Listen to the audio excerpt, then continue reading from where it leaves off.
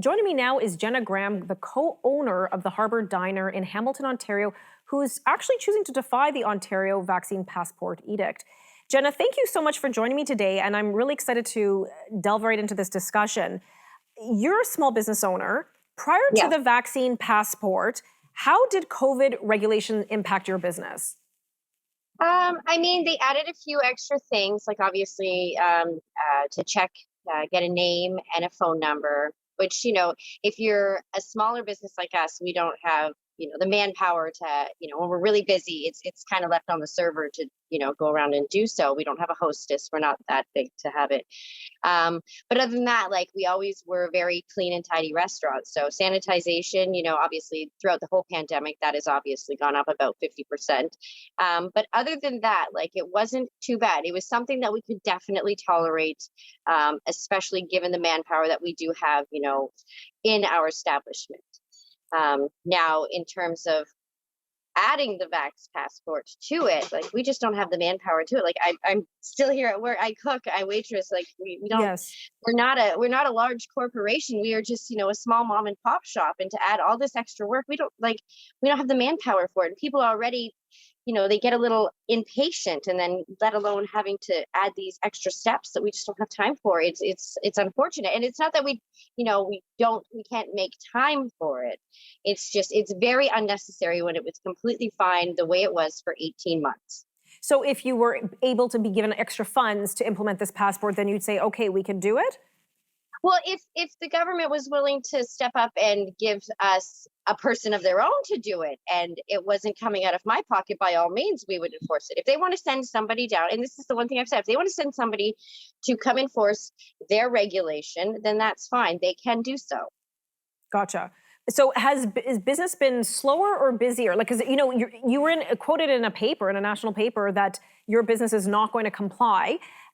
Some people have different reasons for not wanting to enforce this. Yours is a very practical one. No manpower. We're short-staffed. You've just come out of lockdown. Small business. It's hard. I get that. So has business now been slower since the start of the vaccine passport? Are people avoiding eating out? What has your experience been? You know what? We've kind of got a mixed bag. Definitely the hate towards the establishment has gone up. Everyone obviously has an opinion.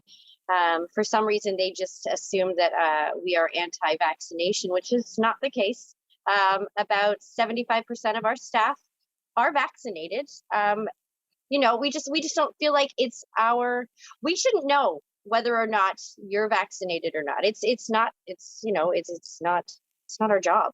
Yeah, I was chatting with some friends the other day, and I said I would loathe to be the front of staff, the front of house employee, the host who is seating people and has to actually ask these questions, because it is private healthcare information, and I know we're in a special circumstance now. I appreciate all that, but it's uncomfortable, and us Canadians don't like to ask personal questions.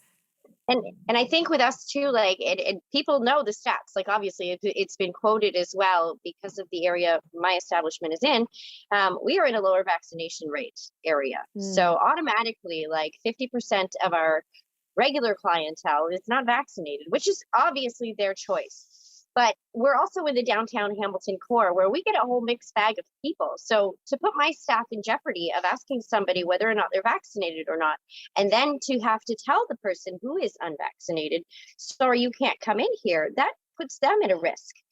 Just up the street there, everyone knows about it, the McDonald's, where the employee got punched in the face because she had simply asked, can I see your passport?